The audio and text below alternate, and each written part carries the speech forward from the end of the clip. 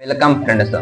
Khan sir ने हाल ही में बिहार में स्वास्थ्य सेवाओं को बेहतर बनाने के लिए कई परियोजनाओं की घोषणा की, जैसे कि कैंसर हॉस्पिटल। खान सर के द्वारा पटना में एक कैंसर हॉस्पिटल खोलने की योजना बनाई।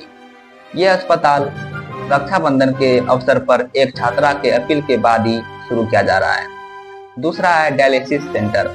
खान सर के द्वारा बिहार राज्य के प्रत्येक जिला में एक डायलिसिस सेंटर लगाया जाएगा, जिससे लोगों को अपने ही शहर में डायलिसिस की सुविधा प्राप्त हो जाएगी। तीसरा है ब्लड बैंक। खान सर के द्वारा पटना में ब्लड बैंक का आयोजन किया जाएगा, जिससे लोगों को खून की कमी ना हो। और दिवाली के मौके पर वर्ल्ड क्लास अस्पताल की योजना बनाई जा रही है। खान सर का उद्देश्य है कि बिहार में स्वास्थ्य सेवाएं अच्छी तरह से चले, जिससे लोगों को स्वास्थ्य में कोई हानि न पहुंचे, ताकि हमारा बिहार आगे विकसित हो।